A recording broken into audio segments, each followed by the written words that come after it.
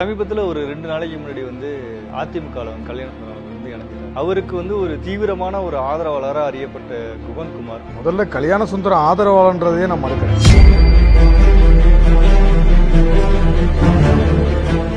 நான் தான் முதல்ல சொல்லிட்டேன், இது பச்சை துரோகம் சொல்லிட்டேன். அதுக்கப்புறம் திருப்பி அந்த கேள்வி அவசியமற்றது. இதுக்கு துரோகத்துக்கு இன்னொரு பேர் இருந்தால் அதை கூட வச்சுங்க. கல்யாண சுந்தரம் செஞ்சது யார் ஆதரிக்கிறா? இன்னைக்கு கல்யாண சுந்தரம் இவர் ஆதரிச்சிட்டாரு, இவர் போயிட்டாரு. நாளைக்கு இன்னொருத்தன் திமுக போயிடுவானே. நீங்க பாலராஜை பத்தி பேசுறீங்க, பொட்டம்மனை பத்தி பேசுறீங்க, தியாகத்தை பத்தி பேசுறீங்க, உணர்வை பத்தி பேசுறீங்க, விடுதலை பத்தி பேசுறீங்க, தமிழை பத்தி பேசுறீங்க. எல்லாம் போய் சாக்கடையில் விழுந்துட்டீங்க. அம்மையார் ஜெயலலிதான்னு சொல்ல முடியுது. தலைவரை என்ன பண்ற பிரபாகரன் பேரை தலையில் அடிச்ச மாதிரி சொல்ற கடைஞ்சி எடுத்து அயோக்கியதான்.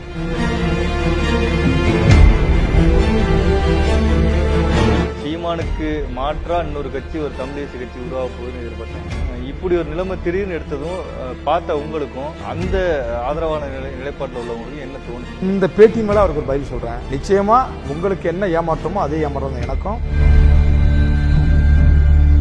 தளபதியா இருந்து பின்னாடி இருந்து செயல்படும் போது இந்த மாதிரி ஏமாற்றங்கள்லாம் உங்களுக்கு எப்படி தோணும்?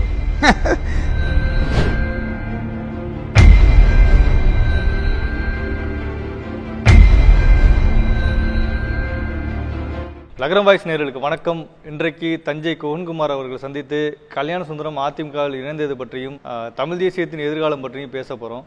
வணக்கம் சார். வணக்கம்.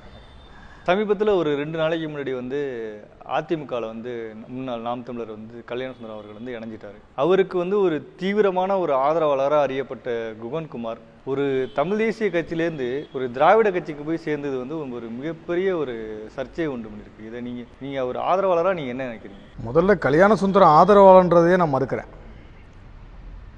நாங்கள் யாருக்கும் ஆதரவாளர்கள் இல்லை. நாங்கள் ஒரே ஒரு ஆளுக்கு தான் ஆதரவு. அது தமிழீழ தேசியத்திற மேதகுவே பிரபாகரன் அவர்களுக்கு மட்டும்தான் நாங்கள் ஆதரவாளர்கள், அவருடைய நேசத்துக்குரியவர்கள். மற்ற யாரையும் நாங்கள் எங்கள் ஆதரவாளர்களாகவோ அவங்க பெரிய அடிமைகளாகவோ அவருடைய ரசிகர்களாகவோ நாங்கள் ஒருபோதும் இல்லை. கல்யாண சுந்தரம் என்னை பொறுத்தவரை, மற்றவர்களுக்கு எப்படியோ என்னை பொறுத்தவரை இந்த கட்சியோட நான் ஒரு நேர்மையான மனிதராக, ஒரு படித்த பண்பான இந்த தமிழ் தேசிய அரசியலை அண்ணன் சீமானுக்கு பிறகு ஒரு வீரியமாக எடுத்து சொல்லக்கூடிய ஒரு ஆளுமைகளில் அவர் ஒரு ஆளை தான் நினச்சோம். நாங்கள் எதிர்பார்க்காம திடீர்னு அவருக்கும் தலைமைக்கும் ஒரு முரண்பாடு ஏற்பட்டு அவர் கட்சியை விட்டு விலகி வந்தப்போ என்னோடய தொடர்பு கொண்டப்போ கவலைப்படாதீங்க, நாங்கள்லாம் இருக்கோம், கவலைப்படாதீங்கன்னு ஆறுதல் தான் சொன்னோம். எந்த இடத்துலையுமே சரி தான். கல்யாண சுந்தரம் ஒரு தமிழ் தேசிய அமைப்பு கட்டி அவர் நிச்சயமாக ஒரு தமிழ் தேசிய அரசியல் அந்த மண்ணில் நிறுவிடுவார், ஒரு முதலமைச்சர் ஆயிடுவான்னு எந்த இடத்துல நான் சொல்லலை. உங்களுடைய பேட்டியில் நான் முன்கூட்டியே சொன்னேன். கல்யாண சுந்தரம் ஆட்களை திரட்டி ஒரு ஒரு கட்சி கட்டி ஒரு தலைமையாக வந்துடுவார்னு அவர் நான் நம்பலை. அதுக்கான 100% வாய்ப்பு இல்லைன்னு தான் உங்கள்கிட்ட நான் உங்கள் பேட்டியிலே சொல்லியிருந்தேன். அந்த நிலைப்பாட்டில் நான் இன்னும் உறுதியாக இருக்கேன். அவர் அதிமுகவுக்கு போனது என்னென்னா, நீங்கள் எப்படி எதிர்பார்க்குறீங்க? எல்லோரும் சொல்கிறாங்க அதிமுகவுக்கு நான் கல்யாண சுந்தரத்தை அனுப்பி வச்சது நான் தான், புரோக்கர் வேலை பார்த்தது நான் தான் அப்படின்னு பல பேர் நினைக்கிறாங்க. பல பேர் சொல்கிறாங்க. இந்த புரோக்கர் வேலை பார்க்குறது, அவனுக்கு வெப்பன் சப்ளை பண்ணுறது, ஆளை சப்ளை பண்ணுறது தான் என்னுடைய வேலை இல்லை. சரியா?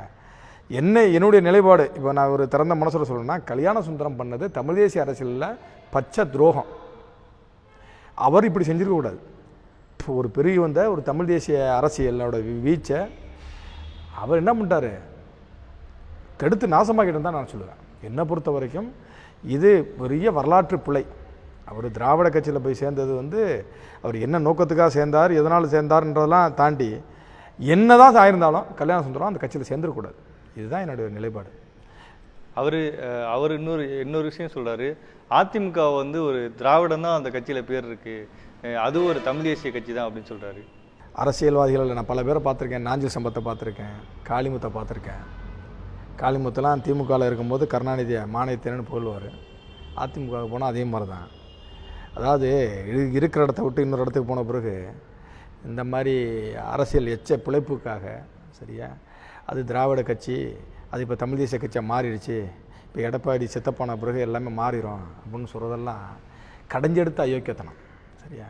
அதில் அவர் சொல்லிக்கலாம், சரியா. அவர் பேட்டியை நான் வந்து பார்த்தேன். பேட்டியை பார்க்கும்போது எனக்கெல்லாம் வந்து ஒரு எப்படி ஒரு கிட்டத்தட்ட ஒரு பைத்தியக்கார மனநிலை தான் நமக்கெல்லாம். அவர் பேட்டியில் வந்து அவர் சொல்கிற வார்த்தைகள்லாம், அவர் நியூட்டன் விதியை பற்றி பேசுகிறார், பிளாட்டோவோட தத்துவத்தை பற்றி பேசுகிறாரு. அதெல்லாம் தாண்டி அவர் எங்கேருந்து பேசுகிறார்? இத்தனை புகழ் வெளிச்சமும் சீமான் கொடுத்ததில்லை, சரியா. உன்னை நம்பி நின்ன, உங்களை நம்பி நின்ற அத்தனை பேரோட உழைப்பில், அவங்களுடைய ஆதரவில் இப்படி ஒரு புகழ் வெளிச்சம் கிடைச்ச பிறகு போய் நின்றுக்கிட்டு அம்மையார் ஜெயலலிதான்னு சொல்ல முடியுது. ஆனால் தலைவரை வந்து என்ன பண்ணுற, பிரபாகரன்னு பேரை தலையில் அடித்த மாதிரி சொல்கிறேன், சரியா. இதெல்லாம் என்ன மாதிரி ஆட்கள்லாம் மற்றவன் சகிச்சுட்டு போயெல்லாம் என்ன மாதிரி ஆட்கள்லாம் என்ன பண்ண மாட்டோம், சகிச்சுக்க மாட்டோம். பெத்த தாயே தகப்பனே இந்த மாதிரி தப்பு பண்ணியிருந்தால் கூட தப்புன்னு சொல்லக்கூடிய ஆட்கள் தான் நாங்கள். சீமானை வந்து விமர்சிக்கிறோம், அவருடைய முரணை விமர்சிக்கிறோன்னா விமர்சிக்கிறோம். ஆனாலும் ஒரு ஒரு ஒரு பெரிய வந்த தமிழ் தேசிய அரசியலை ஒரு ஜோல்நாயப்பைகள் இருந்த ஒரு அரங்க கூட்டமாக இருந்ததை ஒரு பலாயிரம் பேர் லட்சக்கணக்கான பேர் திரட்டி ஒரு தமிழ் தேசிய அரசியலோட வீச்சை சீமான் காமிச்சிருக்காரு. அதுக்கு வந்து கல்யாண சுந்தரம் உழைச்சிருக்காரு, ஐயா ராஜீவ்காந்தி உழைச்சிருக்காரு, அன்னை ஈத்தா சீமான் போன்றவர்கள், அன்னை நெல்லை சிவகுமார் போன்றவர்கள்லாம் நிறைய உழைச்சிருக்காங்க. பெயர் தெரியாமல், சரியா, வெளிச்சம் இல்லாமல், புகழ் வெளிச்சம் இல்லாமல் தங்களுடைய உழைப்பை கொட்டினவங்க ஆயிரக்கணக்கான பேர், லட்சக்கணக்கான பேர் இருந்திருக்காங்க. இந்த தமிழ் தேசிய அரசியலுக்காக தன்னுடைய குடும்பத்தில் வருமானத்தை இழந்து பிச்சைக்காரனை தெரிஞ்ச பல பேர் தெரியுறான், குடும்ப வாழ்க்கை இழந்த பல பேர் தெரியுறான். ஏன்னா அவர் இன்னொரு இதே பேட்டியில் என்னன்னு சொல்கிறாரு, இனி ஒரு தமிழ் தேசிய கட்சிக்கு சாத்தியம் இல்லை அப்படிங்கிறார்.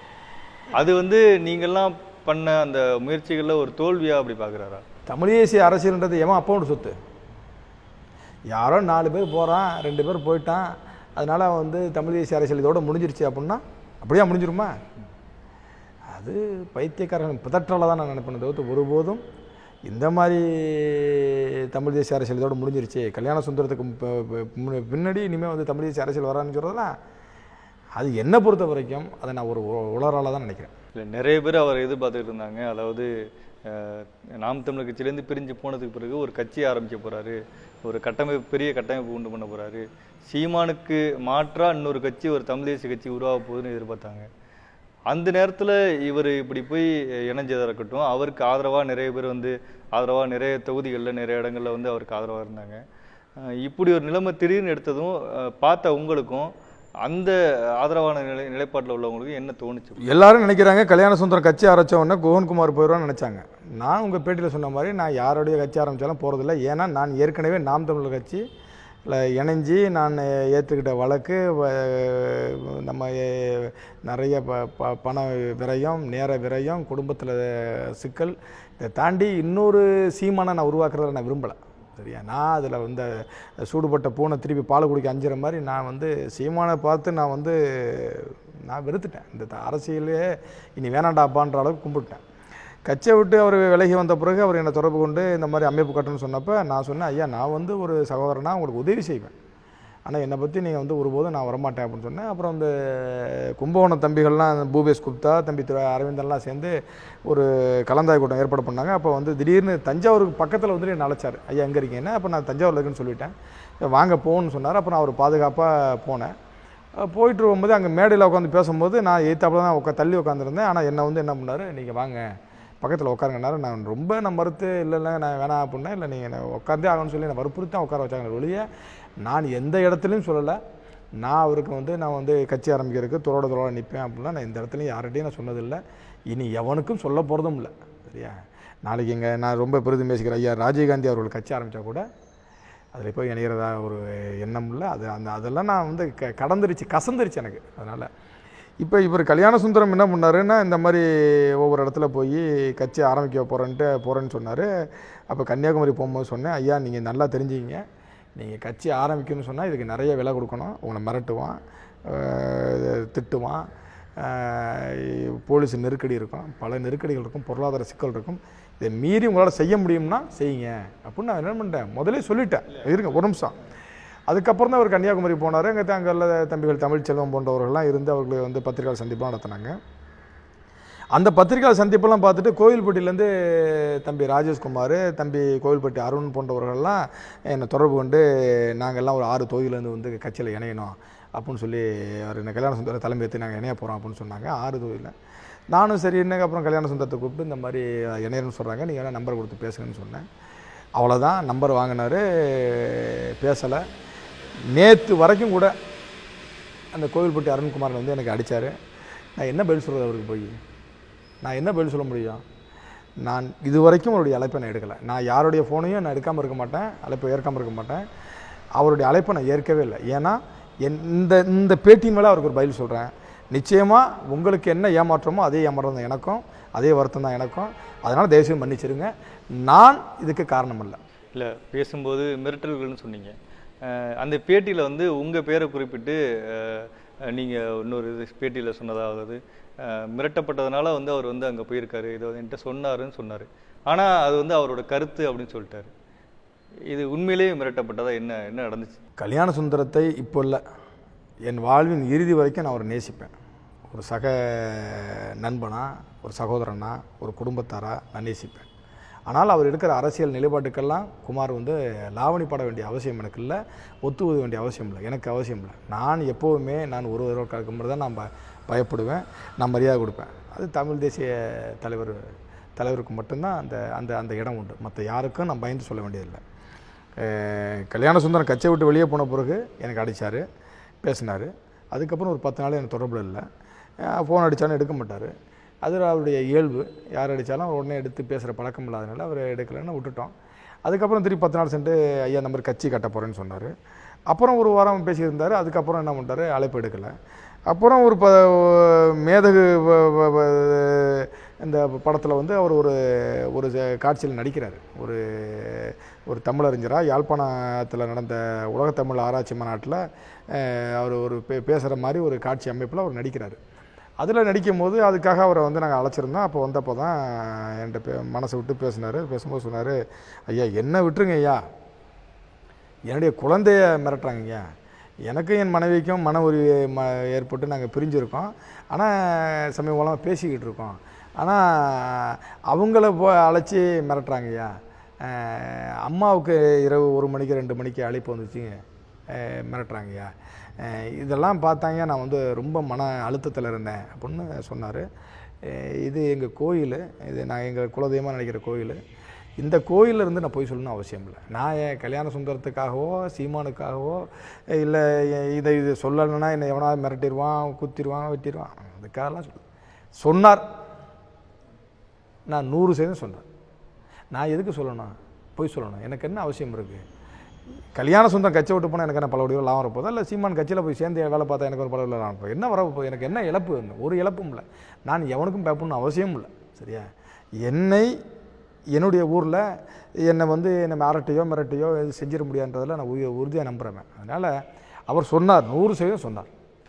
இப்போ இந்த சம்பவம் நடந்தது வந்து தமிழ் தேசியம் பேசுகிறவங்களுக்கு வந்து மிகப்பெரிய ஒரு பின்னடைவாகவும், இது வந்து ஒரு தவறான முன்னுதாரணமாகவும் பல பேர் பேசப்படுறாங்க. தமிழ் தேசிய அரசியல் ஒரு பின்னடைவுன்னு சொல்லுங்கள், ஏற்றுக்குவேன். தவறான முன்னுதாரணம் சொல்லுங்கள், ஏற்றுக்குவேன். ஆனால் ஒருபோதும் தமிழ் தேசிய அரசியல் பின்னோக்கி போயிருந்து மட்டும் நினச்சிடாங்க. அப்படி இல்லை. சரியா? இந்த 50,000 வரலாற்று பெருமை கொண்ட ஒரு தமிழ் தேசிய இனம் கல்யாண சுந்தரத்தை மட்டுமா நம்பி நிற்கிது? அண்ணன் சீமான் சொல்கிற மாதிரி தமிழ் இனத்தின் கடைசி கையிருப்புன்னு சொல்கிறாங்களே, இவர் இல்லைன்னா தமிழ் இனம் அப்படியே எல்லாமே தூக்குமாட்டி செத்துருவோமா, தற்கொலை பண்ணி செத்துருவோமா? இதெல்லாம் இல்லை. தன்னுடைய புகழுக்காக, பெருமைக்காக, வாய் இருக்கின்றக்காக பேசுறதுக்காக சொல்கிற வார்த்தைகள் ஒரு வழியே இன்னும் 1000 ஆண்டுகளானாலும் தமிழ் தேசிய அரசியல் ஒருபோதும் குறையாது, குலையாது. இல்லை, அதில் வந்து நான் உறுதியாக இருக்கேன். கல்யாண சுந்தரம் இல்லைன்னா இன்னும் லட்சக்கணக்கான கல்யாண சுந்தரம் வரப்போகிறாங்க. அண்ணன் சுமேஷ், டென்மார்க்கில் சுமேஷ் அடிக்கடி சொல்லுவார், அண்ணே எல்லாரும் கல்யாண சுந்தரம் சொல்கிறாங்க அண்ணே, ஆனால் நீங்கள் ஒரு கல்யாண சுந்தரம்ண்ணே, நான் ஒரு கல்யாண சுந்தரம்ண்ணே, தம்பி பிரபாகரன் கல்யாண சுந்தரம்ண்ணே. ஆனால் எல்லா நேர்மையானவர்களும் ஒன்று சேர்ந்து ஒரு இடத்துல ஒரு வேலை செய்கிறோம். சரியா? நம்ம வந்து இப்போ கல்யாண சுந்தரம் நாளைக்கு தவறு பண்ணால் கல்யாண சுந்தரம் ஏற்று கேள்வி கேட்கக்கூடிய முதல் நான் தானே கேட்பேன். அதனால் எந்த சமரசம் நான் பண்ண மாட்டேனே. அதனால் நான் வந்து அப்படிலாம் நினைக்கிறதில்லண்ணே, இங்கே எல்லோரும் சம்மந்தம் தானே அப்படின்னு அடிக்கடி சுமேஷ் டென்மார்க்கில் அடிக்கடி சொல்லுவார். அதையே நான் இங்கே சொல்கிறேன். சரியா? கல்யாண சுந்தரத்தை நம்பி இந்த தமிழ் தேசிய அரசியல் இல்லை. சரியா? இன்னும் சொல்ல போனால் எவனை நம்பியும் இல்லை. சரியா? தன்னைத்தானே தற்காத்து தகவமைத்துக் கொள்கிற தகுதி தமிழுக்கு உண்டு, தமிழ் இனத்துக்கு உண்டு. அதில் நான் 100% உடன்படுறேன். ஒரு கட்சியோட தளபதியாக நிறைய இயங்கியிருக்கீங்க. இந்த மாதிரி கட்சிக்கு பின்னாடி அவர் ஆதரவாளராக, நான் பின்னாடி ஒரு தம்பியாக இருந்து அவருக்கு ஆதரவாக இருக்குன்னு இயங்கியிருக்கீங்க. இப்படியெல்லாம் நடக்கும்போது ஒரு தளபதியாக, அதாவது கட்சிக்கு முன்னாடி இருந்து தலைவராக நின்று செயல்படுறது வேறு, தளபதியாக நின்று பின்னாடி நின்று செயல்படும்போது இந்த மாதிரி ஏமாற்றங்கள்லாம் உங்களுக்கு வந்து எப்படி தோணுது? அப்படி நீங்கள் அப்படி எப்படி நினைக்கிறீங்க? இந்த இனமே ஏமாற்றப்பட்ட இனம் தானே. நீங்கள் மருதுபாண்டியர்னு பார்த்தீங்கன்னா அங்கே அவருக்கு ஒரு துரோகம் இருக்குது. தீரன் சின்னமலைன்னா ஒரு துரோகம் இருக்குது. குயிலி வேலுநாச்சியார்னா அங்கே ஒரு துரோகம் இருக்குது. 6 படை கட்டி போராடிய தமிழில் தேசிய படையில் கூட துரோகிகள் இருந்திருக்காங்க. துரோகம் இந்த இனத்துக்கு ஒன்றும் புதிதில்லை. நம்பி தான் வர்றோம், சரியா? நம்பி தான் வர்றோம். இவங்கெல்லாம் நல்லா செய்வாங்கன்னு தான் நினச்சி வர்றோம். வந்தவெல்லாம் நடாத்தில் விட்டு ஓடுறான், சரியா? வரும்போது இந்த இனத்துக்கு உண்மையாக இருப்பேன், நேர்மையாக இருப்பேன், கடைசி வரைக்கும் விலை போகப்பட்டேன்னு சொல்கிறான். வந்த உடனே தன்னுடைய புத்தியை காமிச்சிடறான். சராசரி அரசியல்வாதி என்ற புத்தியை காமிச்சிட்றான். இவங்களை நம்பி நம்பி ஏமாந்த பிறகு நமக்கு வெறுப்பு வந்துடுது, சரியா? நீங்கள் ஒரு அரசியல் கட்சியில் மற்றவர்களுக்கு நீங்கள் அது சரியாக பழக்கப்பட்டிருக்கலாம். என்ன மாதிரி ஆட்களுக்கெல்லாம் அது இந்த மாதிரி பழக்கம் இல்லை. நம்ம வாழ்க ஒழிய கோஷம் இல்லை. நம்ம எவனையும் அப்படி தூக்கி பேசி அதனால் வர்ற நமக்கு பெரிய லாபத்தை நம்ம எதிர்பார்த்து நிற்கிற ஆட்கள் இல்லை. ஆனால் இந்த மனநிலையை நீங்கள் பார்த்தீங்கன்னா, நீங்கள் இந்த கல்யாண சுந்தரம் கட்சியை விட்டு போனதப்போ அனுப்பி வச்சது சீமான். அவர் தான் அனுப்பி வச்சார். அவர் தான் பல பேர்த்த அனுப்பி வைப்பார். நீங்கள் பார்த்தீங்கன்னா ஜெயராம் வீட்டை அடித்து நொறுக்குன அண்ணன் அதியமான், அவள் கணேசன் கட்சியில் இல்லை. ஒரு பெரிய தயாரிப்பாளர் இந்த மைக்கேல்னு தடையில் கடைசி நேரத்தில் அவருக்கெலாம் வைத்திய செலவுக்கே காசு இல்லாமல் இறந்து போனார். அவர் அனுப்பி வச்சதும் அண்ணன் சீமான் தான். வீரப்பனோட நின்று தமிழ் தேசிய அரசியலை வந்து வீரப்பன் வரைக்கும் கொண்டு போனவர் அண்ணன் சத்யாவை வந்து ரவுடின்னு பட்டம் சொல்லி வெளியே ஏற்றினது இவங்க தான் ஏற்றினாங்க. சுபம் முத்துக்குமாரனை சாகும் போதெல்லாம் உங்களுக்கு பிரச்சனை வந்துருச்சு, கருத்து இல்லை. ஒரு பெரிய ஆளுமை அண்ணன் நல்லதுரை அவர் கட்சியில் இல்லை. ஐயா பாரதி செல்வன் இன்றைக்கி அவர் நாம் தமிழர் இருந்தால் நாம் தமிழ் கட்சி ஒரு சட்டமன்ற உறுப்பினர் வந்து நிச்சயம். அப்படிப்பட்ட அண்ணன் இல்லை. அரியலூர் முத்துக்குமாரன் இல்லை. அவரெல்லாம் எவ்வளோ பெரிய ஆளுமை தெரியுமா உங்களுக்கு? நாப்பா குமணன் தமிழ் தேசிய அரசியலுக்காக வீரியமாக வேலை பார்த்து இருங்க. ஒரு நிமிஷம் சொல்லிடுறேன் உங்கள்கிட்ட, ஏன்னா இது பல பேருக்கு தெரியணும். நாப்பா கும்மனை அரசு பணியிலிருந்து இந்த அரசியலில் தமிழ் தேசிய அரசியல் ஈடுபட்ட காரணமே வேலையை இந்த நாப்பா கும்மனன்னு கட்சி விட்டு வெளியே போன பிறகு சீமான் வந்து காரைக்கால் வந்து பாருன்னு சொன்னார். ஆனால் எனக்கு இவருடைய உழைப்பு தெரியாது, தியாகம் தெரியாது. நாங்கள்லாம் ஒரு 10 காரை எடுத்துகிட்டு சீமான் காரைக்காலில் போய் அவர் நின்று அவர் ஊரில் நின்று பேச வச்சுட்டு கூப்பிட்டு வந்தோம். இப்போ தான் தெரியுது நாப்பா கும்மனை வந்து இவ்வளோ பெரிய தியாகத்துக்கு சொந்தக்காரன்னு. தம்பி வேங்கை பிரபாகரன், திருப்பத்தூர் ஸ்டான்லி, நீங்கள் மதுரையில் இருக்க திருநாவுக்கரசு, அங்கே இருக்க மதுரையில் திருமாறன், தேனி ஆனந்தன், அன்பு, நீங்கள் தென்காசி அர சிவகுமார், நெல்லை வழக்கறிஞர் செந்தில்குமார், எத்தனை பேர் நீங்கள் நினச்சி பாருங்களேன். இன்றைக்கி இத்தனை ஆளுமைகள் இந்த கட்சியில் இருந்திருந்தாங்கன்னா இன்றைக்கி எதிர்கட்சியாக இருக்க வேண்டியது நாம் தமிழ் கட்சி தான். புரியுதா உங்களுக்கு? இது வந்து நான் சொல்கிறது வந்து அடி மனசில் உள்ள வழியில் சொல்கிறேன், சரியா? கல்யாண சுந்தரம் கட்சியை விட்டு போயிட்டாருன்றக்கா காத்துறோம். கல்யாண சுந்தரம் மாதிரி பல பேர் போயிட்டான். ஸோ போன எவன் மேலேயும் சொல்லப்பட்ட குற்றச்சாட்டுகள் அது அதிகாரப்பூர்வமாக கட்சியிலேருந்து சொல்லப்படலை. ஒரு ஆயுதமேந்தி போராடிய ஒரு தமிழில் விடுதலை புலிகள் அமைப்பில் கூட இப்போ மாத்தியா ஒரு துரோகம் பண்ணார்னா மாத்தியா துரோகத்தை அதை வந்து உளவு பிரிவு மூலமாக அது கண்டறியப்பட்டு ஆராயப்பட்டு அது குற்றம் நிரூபிக்கப்பட்டு அதுக்கப்புறம் தன்னுடைய அவரோட இருந்த சக போராளிகளுக்கு அதுக்கு போட்டு காமிக்கப்பட்டு ஆதாரங்களை காமிக்கப்பட்டு அவருடைய மனைவிக்கு அதை பிள்ளைகளுக்கெல்லாம் போட்டு காமிக்கப்பட்டு இவர் துரோகம் செஞ்சார் அதனால் இந்த நடவடிக்கைன்னு சொல்லி எடுத்த வரலாறு உண்டு. இங்கே அப்படிலாம் இல்லை. இங்கே இன்றைக்கி வந்து சீமானுக்கு ஒருத்தர் பிடிக்கலன்னா அவர் நாளைக்கு அவர் கட்சியில் இருக்க மாட்டார். அவருக்கு நீங்கள் 12 கோடி தமிழர்களின் ஒற்றை நம்பிக்கைன்னு சொன்னால் மட்டும்தான் அதுக்காக அதிமுக போய் சேர முடியுமா? யார் சொன்னாங்க? நான் தான் முதலே சொல்லிட்டேனே, இது பச்சை துரோகம்னு சொல்லிட்டேனே. அதுக்கப்புறம் திருப்பி அந்த கேள்வி அவசியமற்றது. இதுக்கு துரோகத்துக்கு இன்னொரு பேர் இருந்தால் அதை கூட வச்சுங்க. கல்யாண சுந்தரம் செஞ்சது யார் ஆதரிக்கிறா? இன்றைக்கி கல்யாண சுந்தரம் இவர் ஆதரிச்சிட்டார், இவர் போயிட்டார், நாளைக்கு இன்னொருத்தன் திமுக போயிடுவானே. அப்போ இத்தனை வருஷம் நீங்கள் பேசின அரசியல் என்ன? நீங்கள் எங்களுக்கு சொல்லப்பட்ட கதைகள் என்ன? நீங்கள் பாலராஜை பற்றி பேசுகிறீங்க, பொட்டம்மனை பற்றி பேசுகிறீங்க, தியாகத்தை பற்றி பேசுகிறீங்க, உணர்வை பற்றி பேசுகிறீங்க, விடுதலையை பற்றி பேசுகிறீங்க, தமிழை பற்றி பேசுகிறீங்க. எல்லாம் போய் சாக்கடையில் விழுந்துட்டீங்களே. இல்லை, இப்போ தமிழ் தேசியங்கிறது வந்து ஒரு நம்பிக்கையற்ற தளமாக போயிட்டுருக்கா அப்படிங்கும்போது நீங்கள் அமைதியாகிட்டீங்க, பல பேர் அமைதியாக இருக்காங்க. யாருங்க, நாங்கள்லாம் அமைதியாகலை. சரியா, நாங்களெல்லாம் கடைசி வரைக்கும் இந்த உடம்புல உயிர் இருக்கிற வரைக்கும் நாங்கள் தமிழ் தேசிய அரசியல்லையும் தலைவர் நேச நிற்போம். இப்போ நாங்கள் கட்சியை விட்டு வெளியே வந்துட்டோம், 2 வருஷம் ஆச்சு. யாரும் செய்ய துணியாத வேலை, இத்தனை போலீஸ் நெருக்கடி, உளவுத்துறை நெருக்கடி, அரசியல்வாதிகள் நெருக்கடி, அது போக தமிழில் உணர்வாளர்கள் தலைவர்களை நேசிக்கிறேன், புலிகளை நேசிக்கிறேன்னு சொல்கிறவங்களோட அவங்க கூட இருந்து கழுத்தறுப்புகளுக்கு இடையில் தலைவரோட வாழ்க்கை வரலாற்றை ஒரு படமாக எடுத்துட்டோம். இன்னைக்கு கடைசி நாள் படப்பிடிப்பு முடிஞ்சிருச்சு. பொங்கலுக்கு வெளியே வரப்போகுது. கிட்டத்தட்ட எங்களுக்கெல்லாம் ஒவ்வொரு தனிப்பட்ட முறையில் அழைச்சி பணம் கொடுக்காத அவன் யார் இந்த படத்தை எடுக்கிறதுக்கு, தலைவரை பற்றி பேசுறதுக்கு இவன் யார், தமிழில் திறக்கல் வைக்கிறவங்க அதிகாரம் கொடுத்த ஏன் அப்படிலாம் எங்களை இரவு பகலாக அழைச்சி திட்டி எங்களை மிரட்டி உருட்டி இந்த படத்தை எப்படியா நிப்பாட்டலாம் அப்படின்னு கனவு கண்டவங்களுக்கு மத்தியில் இன்றைக்கி நான் ஒரு திமிராக சொல்கிறேன், இத்தனை அடக்குமுறைகளையும் இத்தனை எதிர்ப்புகளையும் மீறி நாங்கள் படம் எடுத்துட்டோம். படத்துக்கான இறுதிக்கட்ட வேலை நடந்துக்கிட்டு இருக்கு. படம் எடுத்து முடிஞ்ச உடனே இங்கே முன்னாள் அமைப்பில் இருந்தவங்க உண்மையாக தமிழ் தேசியத்தை நேசிக்கக்கூடிய தலைவர்கள் ஐயா மணியரசன் போன்றவங்களுக்கு எல்லாத்துக்கும் போட்டு காமிச்சிட்டு தான் இந்த படத்தை வந்து வெளியிட போகிறோம். வெகு விரைவில் அந்த வேலை செய்கிறோம். அதனால் உங்களுடைய சொன்ன அந்த கருத்துக்கு சொல்கிறேன், நாங்கள் வந்து அரசியல் ரீதியாக தான் ஒதுங்கியிருக்கோம். எவனை நம்பி போகிறது, இவன் போகிறவன்லாம் முடிச்சு வைக்க முள்ள மாதிரியுமா இருக்கானே, இவன்கிட்ட நம்பி எப்படி போகிறது, இவன் நம்மளை வச்சு விலை பேசிட்டு போயிடுறான். உங்களுக்கு நம்மளுடைய உணர்வை வந்து இவன் காசாக்கிடுறான், நம்ம சிந்தின ரத்தத்தை வந்து இவன் வந்து லாபம் பார்த்துட்றான். இவனை நம்பி எப்படி போக சொல்றீங்க, எதை நம்பி போகிறது? 10 வருஷ காலம் 8 வருஷ காலம் உழைப்பை கொட்டி போவோம்னா எல்லாரும் ஒன்று சேர்ந்து ஒரு அமைப்பாக கட்டமைக்கலாம்ல, எல்லாம் அமைதியாக இருக்கிறது வந்து இங்கே இருங்க, இது தமிழோட சாபங்க. சரியா, எந்த ஒரு தமிழனும் இன்னொரு தமிழோட தலைமை ஏற்று வரமாட்டான். அங்கே தலைவர் அங்கே அமைப்பு கட்டும்போது கூட அங்கே பத்மநாபா, அங்கே பாலகுமாரன், அங்கே ஸ்ரீ சபாரத்னம், யோகேஸ்வரன், இப்படியான அமைப்புகள் அங்கேயும் இருந்து அங்கேயும் ஒருத்தவங்க உள்ள அந்த சண்டைகளில் மோதி அதிலெல்லாம் மீறி அந்த உண்மையும் நேர்மையாக இருந்த தலைவர் வந்து மேலே வந்திருக்காரு. அதுக்கே ஆயுதம் ஏந்திய போராட்டத்திலே அவ்வளோ பிரச்சனை இருந்திருக்கு. அரசியல் எவன் எது வேணாலும் செஞ்சுட்டு போயிடலாம். சரிங்களா, இங்கே புத்திசல் மாதிரி கட்சிகள் முளைச்சிக்கிட்டே இருக்கான், தமிழ் தேசிய அரசியல் முளைச்சிக்கிட்டே இருக்கும்.